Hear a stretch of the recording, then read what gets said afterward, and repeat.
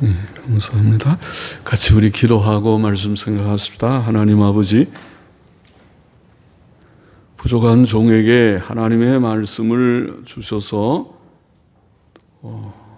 조금 해석하며 증거하게 하시고 하나님의 진리, 성경에 계시된 증거된 하나님의 진리와 교훈을 전하게 하시고 또 이 말씀이 하나님의 뜻을 이루는 말씀이 되도록 하나님의 영, 진리의 영께서 도우시고 또 역사하여 주시기를 원하고,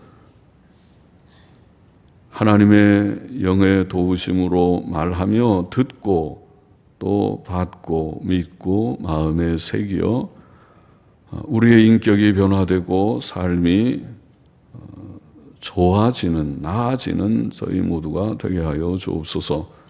예수님의 이름으로 기도하옵나이다. 아멘. 창세기 13장 말씀을 좀 생각해 보십시다. 아브라함이 롯과 헤어진 사건과 그 후에 하나님께서 아브라함에게 하신 말씀들이 기록되어 있습니다. 1절, 2절 다시 보십시다. 아브라함이 애굽에서 나올 새 그와 그 아내와 모든 소유며 롯도 함께하여 남방으로 올라가니 아브라함에게 육축과 은금이 풍부하였더라.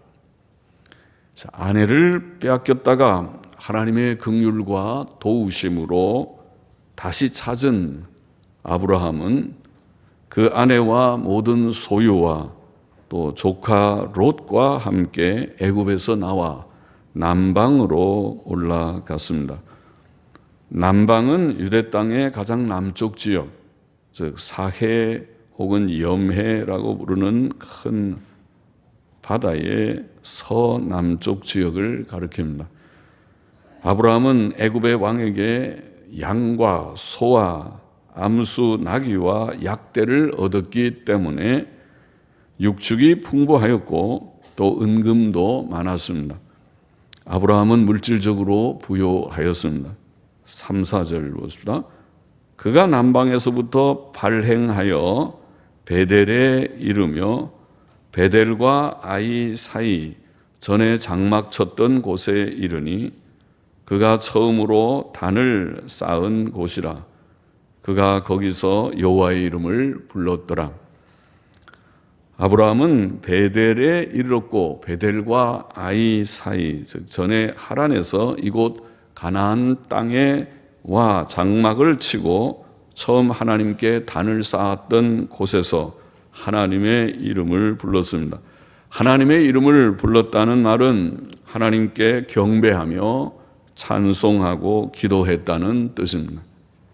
아브라함은 하나님께 단 쌓기를 힘썼고 하나님께 경배하며 찬송하고 기도하기를 힘썼습니다.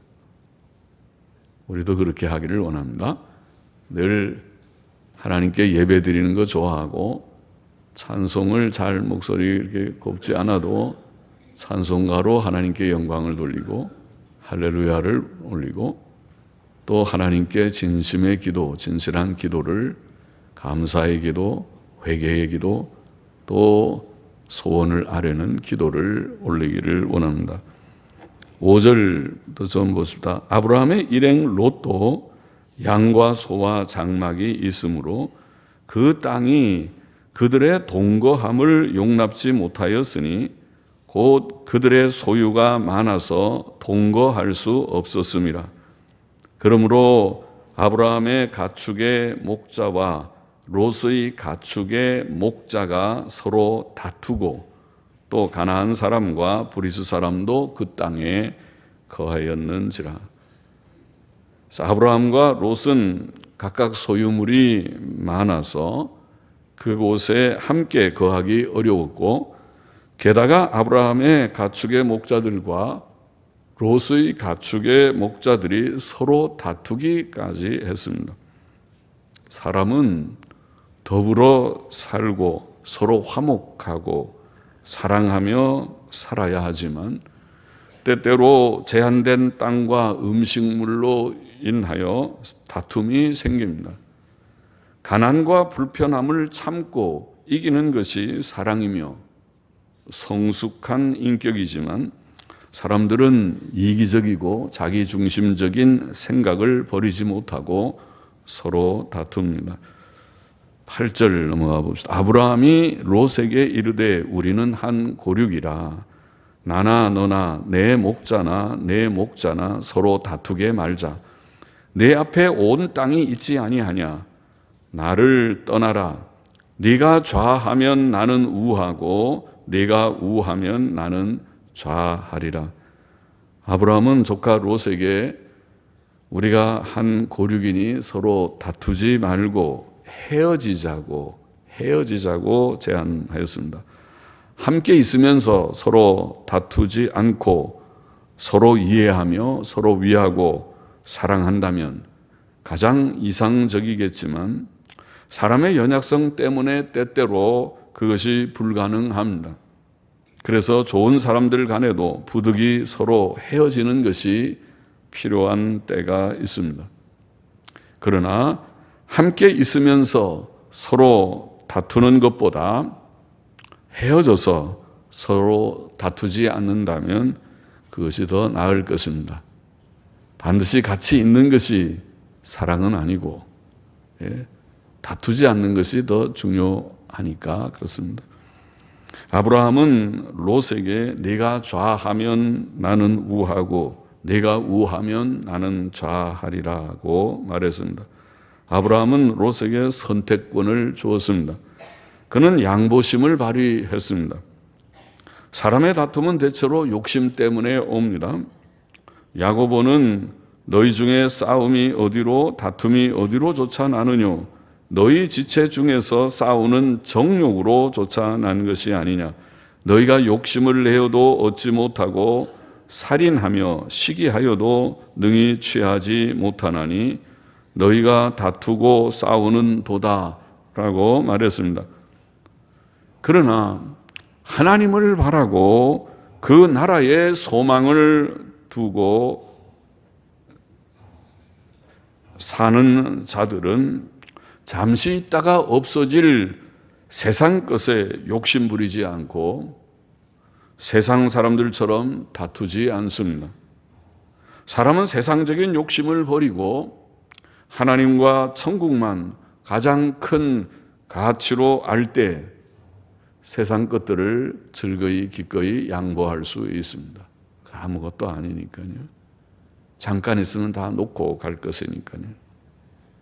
10절 보십시다. 이에 롯이 눈을 들어 요단들을 바라본즉 소알까지 온 땅에 물이 넉넉하니 여호와께서 소돔과 고모라를 멸하시기 전이었는 고로 여호와의 동산 같고 애굽 땅과 같았더라.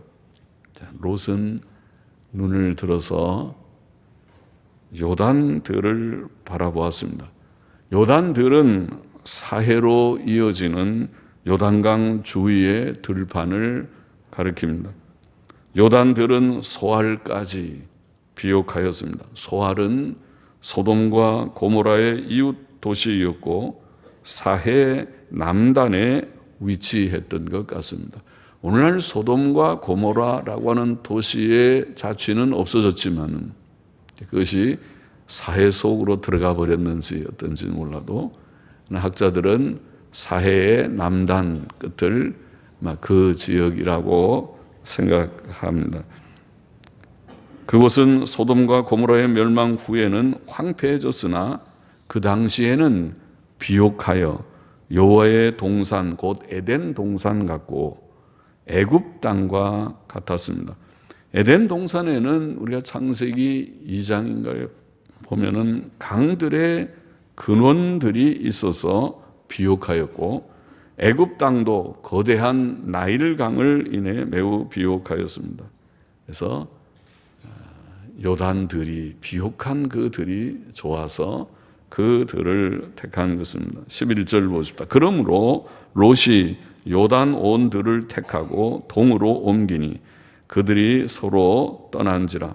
아브라함은 가나안 땅에 거하였고 롯은 평지 성읍들에 머무르며 그 장막을 옮겨 소돔까지 이르렀더라. 소돔 사람은 악하여 여호와 앞에 큰 죄인이었더라. 롯은 요단들을 택했고 아브라함을 떠나 동쪽으로 옮겨갔습니다. 그는 그 장막을 옮겨 소돔까지 이르렀습니다. 소돔 사람들은 하나님 앞에 큰 죄인이었습니다. 죄도 하나님 앞에서 큰 죄가 있고 작은 죄가 있습니다. 사람이 약해서 실수로 혹은 알지 못하고 짓는 죄는 작은 죄이지만 고의적으로 혹은 도전적으로 짓는 죄는 큰 죄입니다. 사람의 양심은 고의적인 죄를 어느 정도 통제하지만 죄가 반복되고 양심이 무뎌지면 그는 고의적인 죄를 담대하게 짓게 됩니다. 소돔 사람들은 큰 죄인이었습니다.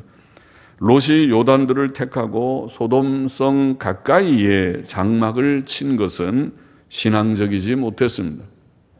그는 물이 넉넉한 땅이라는 현실적 유익만 생각하여 그곳을 택했고 그가 살 곳이 그의 경건 생활에 얼마나 유익할지에 대해서는 생각지 않았습니다.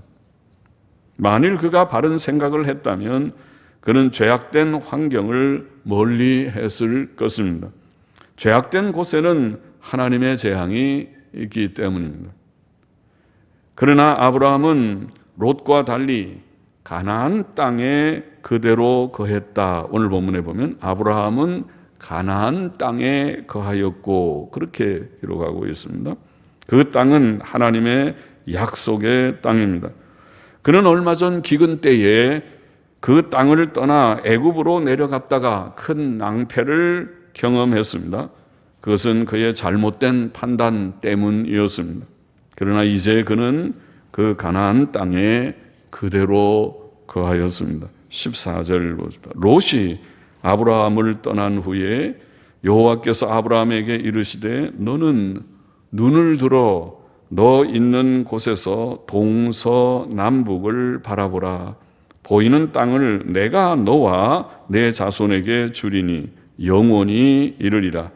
내가 내 자손으로 땅의 티끌 같게 하리니 사람이 땅의 티끌을 능히 셀 수 있을진데 내 자손도 세리라. 너는 일어나 그 땅을 종과 횡으로 행하여 보라. 내가 그것을 내게 주리라. 하나님께서는 아브라함에게 직접 혹은 환상 중에나 밤의 꿈에 나타나셔서 말씀하셨을 것입니다. 그는 아브라함에게 두 가지를 말씀하셨습니다. 첫째는 가나안 땅을 그와 그 자손에게 주시겠다는 것입니다. 하나님께서는 가나안 땅이 그와 그 자손들에게 약속하신 땅임을 다시 확인시켜 주셨습니다. 둘째는 그의 자손을 땅의 티끌같이 많게 하시겠다는 것입니다. 아브라함의 자손들은 수적으로 번창하게 될 것입니다. 18절 보십시오. 이에 아브라함이 장막을 옮겨 헤브론에 있는 마므레 상수리 수풀에 이르러 거하며 거기서 여호와를 위하여 단을 쌓았더라. 상수리 수풀, 아마 앞에서도 어디에 우리가 해석했던 것 같은데 엘로네라는 말은 테레빈스 나무라고 그렇게 번역을 했습니다. 영어 성경들이 테레빈스 나무라고 합니다. 테레빈스 나무가 뭔지 우리가 보려면 아마 인터넷에 들어가서 테레빈스라는 말을 쳐보면 그 그림들이 요새는 참 신기한 시대죠. 웬만한 거는 다 뜨니까 테레빈스 나무, 영어로 치면 더 분명하지만 테레빈스 나무를 치면 그러면은 그것이 그 나무의 모양이 잘 떠 있더군요.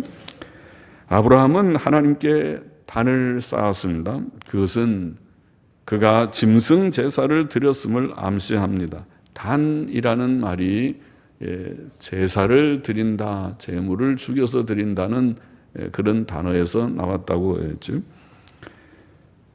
그것은 하나님의 긍휼을 받은 죄사함의 은혜와 하나님께 대한 헌신의 각오를 상징합니다. 아브라함은 하나님을 섬기는 경건한 삶을 살았습니다. 그것은 인간에 합당한 삶이요 복된 삶입니다. 본장의 교훈은 무엇입니까? 첫째로 우리는 하나님께 단을 쌓는 생활을 힘써야 하겠습니다. 이 13장을 읽어보면 우리가 4절에서 읽은 대로 아브라함은 거기서 여호와의 이름을 불렀더라. 전에 단을 쌓았던 그곳에서 하나님의 이름을 불렀다. 하나님께 역시 예배의 단을 쌓은 것이죠. 제사를 거기서 드렸는지는 몰라도 하나님께 경배하고 찬송하고 기도한 것은 분명합니다. 하나님의 이름을 불렀더라. 그리고 오늘 마지막 18절에 거기서 여호와를 위하여 단을 쌓았더라. 아브라함은 하나님을 아는 자였습니다. 아무나 하나님을 아는 것은 아니죠. 세상에 다수의 사람들, 넓은 길로 간다고 주께서 말씀하시는 사람들은 하나님을 모르고 사는 사람들일 것입니다.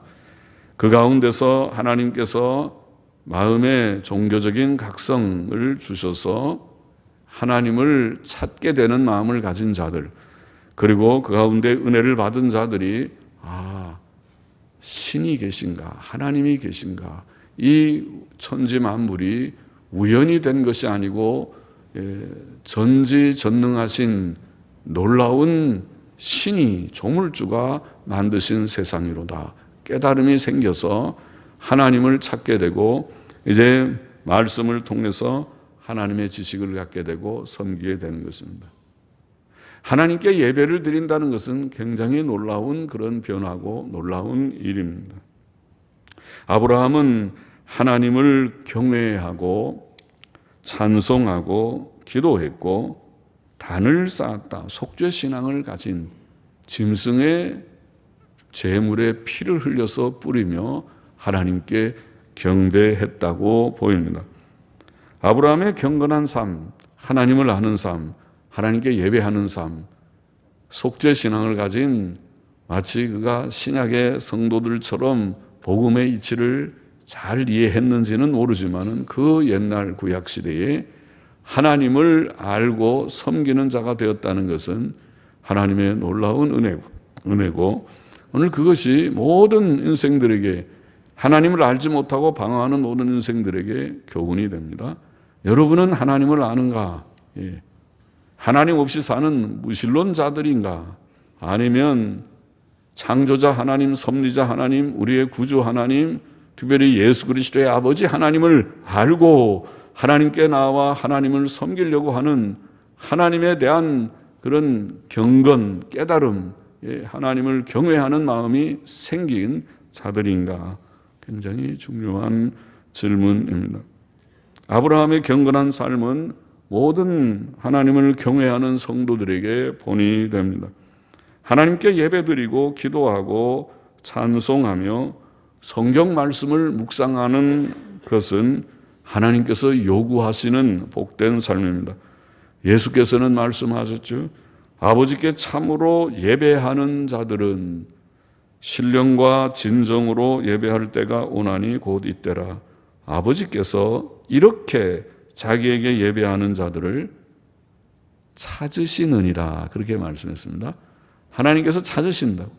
세상에 하나님 없이 사는 사람들이 천지인데 그 가운데서 하나님, 내가 하나님을 알기를 원합니다. 하나님을 섬기기를 원합니다. 하나님을 이제 제가 발견하였나이다. 고 고백하면서 하나님께로 나와 하나님을 두려워하고 하나님을 섬기는 일을 크게 여기는, 예배를 귀히 여기는, 하나님께 예배드린 개인적으로라도 가정적으로 온 주일날 예배당에 나와서 교회적으로 이 일을, 하나님께 우리가 예배를 드리고 있는데 예배드리는 일을 크게 여기는, 그리고 부족한 인간 목사가 성경을 읽고 이것이 하나님의 말씀입니다, 성경의 뜻을 조금 해석해 보려고 끄적끄적하고 있는 그 말씀을 그래도 들어보려고 인간 목사를 쳐다보는 것이 아니라 그의 입에서 나오는 성경의 참된 지식, 참된 말씀을 좀 들어보려고 하는 진지함을 가진 하나님을 예배하는 자가 됐네요. 젊은이들도 우리의 자녀들도 하나님을 정말 찾는 자가 되었는가? 하나님께서 그런 자를 찾으시느니라. 여러분이 찾아지기를 바랍니다. 찾아보니까 여기에 있구나. 여기에 있구나. 여기에 있구나. 아이고, 여기 합정동교회 모인 분들은 다 참 예배를 진지하게 드리는 자들이구나. 자녀들도 그렇구나. 찾는데 낙오되지 않도록, 이 사람은 재배다. 저 사람은 마음에 전혀 그런 마음이 없다. 예배는 그냥 몸은 와 있지만 마음은 지금 다른 데가 있다. 그렇게 되는, 참 진지하게 신령과 진정으로 참 마음으로 하나님께 예배드리고 있는가. 시작부터 끝까지. 예배의 시작 시간부터 마치고 끝나는 시간까지. 아니, 그 이후에도 어디에서나. 또 주님께서는 이 세상의 종말과 그의 재림에 대해 말씀하신 후에 누가복음 21장에 보면 이러므로 너희는 장차 올 이 모든 일을 능히 피하고 인자 앞에 서도록 항상 기도하며 깨어 있으라. 기도는 하나님 앞에 하는 것이니까 그것도 일종의 예배죠. 예배의 순서에 중요한 것이 기도죠. 기도를 드리고 찬송을 부르고 성경책을 읽고 그게 예배죠. 그러니까 항상 깨어 기도하며 깨어 있으라고 주께서 말씀하셨습니다. 단을 쌓는 생활, 기도하는 생활, 예배를 드리는 생활. 또 사도 바울은 우리가 예수로 말미암아 항상이라고 그러죠. 항상 찬미의 제사를 하나님께 드리자.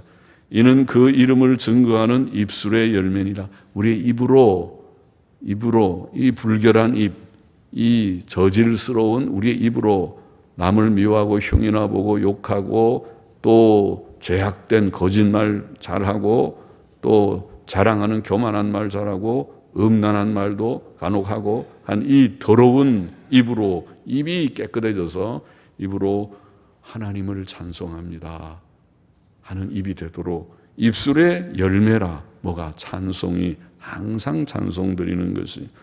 또 시편 1편, 우리가 잘 아는 1편의 저자는 아마 다윗이겠지만 나는 복 있는 사람은 악인의 꾀를 좇지 아니하며 죄인의 길에 서지 아니하며 오만한 자의 자리에 앉지 아니하고 오직 여호와의 율법을 즐거워하여 그 율법을 주야로 묵상하는 자로다. 저는 시냇가에 심은 나무가 시절을 쫓아 과실을 맺으며 그 잎사귀가 마르지 아니함 같으니 그 행사가 다 형통하리로다고 말했습니다. 제가 지금 인용한 것은 하나님께서는 참으로 예배하는 자를 찾으시고 또 하나님 앞에 우리가 늘 깨어 기도해야 된다고 주님이 가르쳐 주셨고 또 항상 찬미의 제사를 드리는 것이 입술의 열매라고 교훈해 주셨고 또 주야로 말씀을 묵상하는 것이 복되다고 말씀하셨어요. 그러면 우리 인간의 삶에 있어서 결국 이 세상은 두 부류라고 나눌 수 있어요. 크게 보면은 하나님 없이 사는 무신론자들이 다수인 세상 속에서 그러나 하나님의 은혜를 받은 하나님의 부름을 받은 자들이 있는데 그들의 특징은 무엇이냐면 예배하는 자들이라는 것입니다. 하나님께 기도를 올리고 찬송을 부르고 성경 말씀을 읽고 아브라함처럼 아브라함이 그 옛시대에 그 원시시대 같은 옛시대에 그가 많은 우상 숭배가 가득한 갈대아 우르와 하란을 다 떠나서 가나안 땅에도 가나안 원주민들이 하나님 없이 사는 그 시대에 아브라함은 가족들과 더불어 아브라함은 하나님의 이름을 가는 곳마다 부르고 단을 쌓았다. 그것이 교훈이 되는 것입니다. 우리가 하나님을 섬기는 자 되기를 원합니다. 둘째로 우리는 아브라함에게서 양보심을 배워야 하겠습니다. 아브라함은 그의 가축과 가축의 목자들과 롯의 가축의 목자들이 서로 다투는 것을 해결하려고 했을 때에 양보심을 발휘했습니다. 그는 롯에게 네가 좌하면 나는 우하고 네가 우하면 나는 좌하리라. 그렇게 말합니다. 세상의 모든 것은 헛되다고 전도서는 가르쳐 주었습니다. 사람이 세상의 것에 욕심을 내면 다투지만은 하나님과 천국의 가치를 두면 모든 것을 양보할 수 있습니다. 하나님께서 우리를 이 세상에 사는 동안 굶어 죽게는 하지 않으실 것입니다. 사실은 행복이라는 것은 돈이 억만건처럼 많아야 행복한 것이 아니고 먹을 것과 입을 것이 있으면 사실은 행복할 수 있습니다. 먹을 것과 입을 것이 있으면 단지 욕심이 없어야 되죠. 남과 비교해서 욕심을 가지면 행복하지 않죠. 남은 저렇게 부잣집인데 나는 이렇게 가난한 데서 살고, 남은 저렇게 좋은 옷을 입었는데, 비싼 옷을 입었는데 나는 길거리표를 입고, 이렇게 비교하기 시작하면 행복하지 않는데, 그게 아니라 그런 것을 정말 초월해서 아무것도 아니야. 여기 세상에 살 동안에 조금 입고 지나지만은 그거 다 이제 놓고 갈 건데, 그거 나중에 장례식 할 때 보면은 그 옷도 못 가져가는데 거기는 수의 한 벌, 관 한 개, 그 수의도 그 나중에 화장 보통 많이 하면은 다 태워버리는데 뭐 비싼 수의 할 것도 없어. 거기 왜 거기다 돈을 들여가서 좀 몇 시간 후면은 불구덩이 속에 집어넣은 화구 속에 넣는데 돈을 어리석게 뭐 비싼 관을 하고 다 부질없는, 그 돈 있으면은 그 돈 가지고 좋은 데 쓰는 게 좋지. 그거 다 필요 없는 일이 아닌가. 땅의 매장에도 마찬가지. 그거 다 들어가면 썩어버리는데 그게 무슨 비싼 관 하면 그거 뭐 덜 썩고 그러는가. 더 비싼 수의를 하면은 좀 근사한가. 별거 아니야. 나는 외국 사람들은 그런 것 같더라고요. 저도 미국에서 한 번 장례식 가봤는데요. 가보니까 거기는 이렇게 빈소 차리질 않고 그러더라고요. 이제 나중에 발인할 때만 거기 장례식장에 가니까 관을 다 뚜껑도 열어놨더라고요. 그리고 참석해서 예배드리고 쭉 한번 참석한 사람들이 관 돌아가면서 한번 얼굴 보고, 그리고 나서 군 뚜껑 닫아서 출발해서 장지로 가는데, 그런데 옷 자기 양복 그대로 입혔더라고요. 자기 옷 그대로 입혔어요.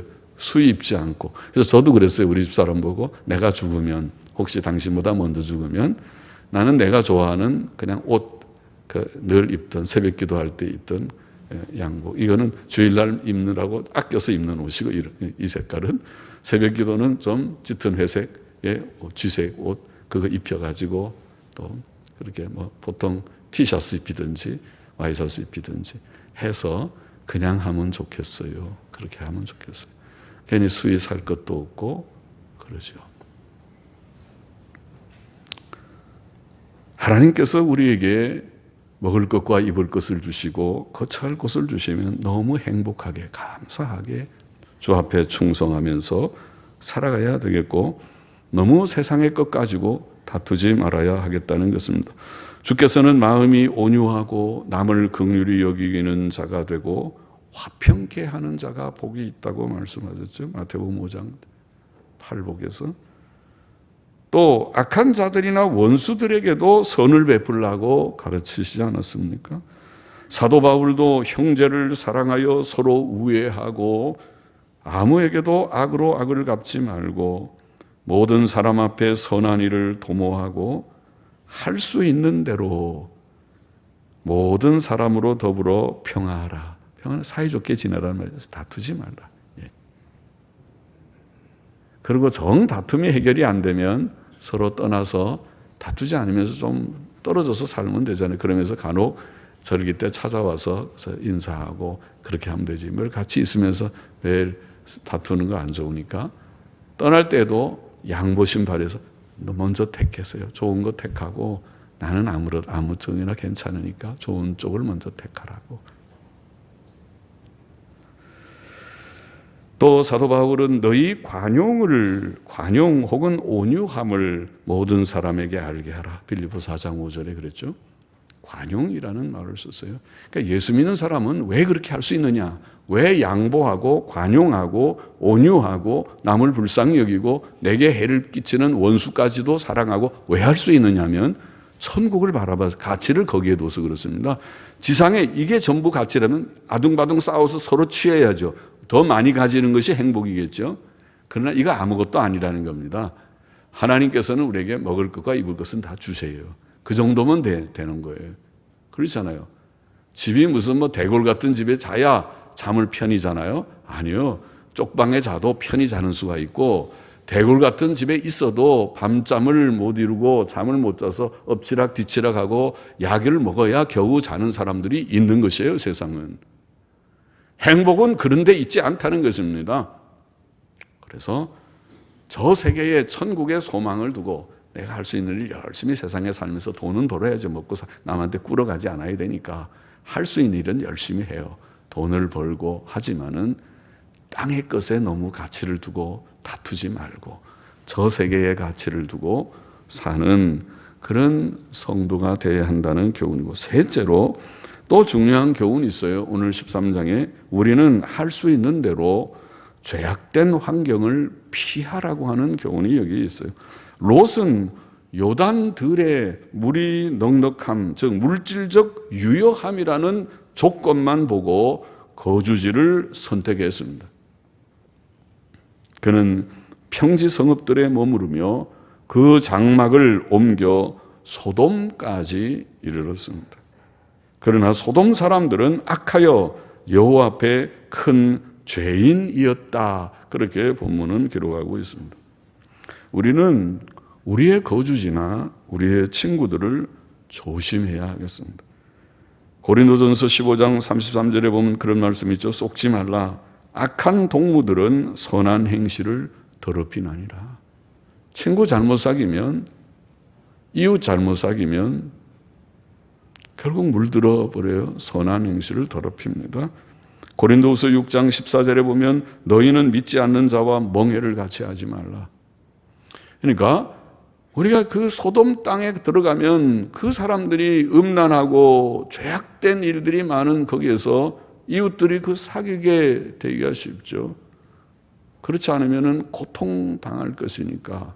그런 데 가서 왜 사는, 롯은 거기 가서 살다가 결국 소돔이 유황불비로 멸망할 때에 거기서 피신하여 나오게 되지 않습니까? 나중에 나오죠.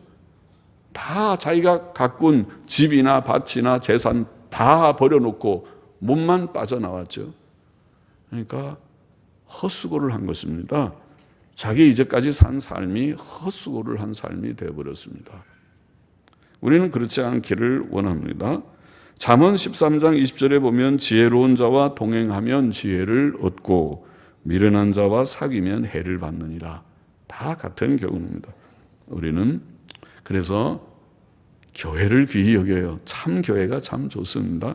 참된 교회, 진실한 성도들이 모여있는 교회에 소속해서, 그게 어느 교회든지 간에 참된 교회에 소속해서 그 안에서 하나님의 바른 교훈을 받을 수 있다면 그것이 복이고, 믿음과 소망과 사랑으로 교제하며 서로 살아간다면 그것이 곧 땅 위에서 최상의 삶일 것입니다. 그렇게 살다가 영광스러운 천국에 들어가게 될 것입니다.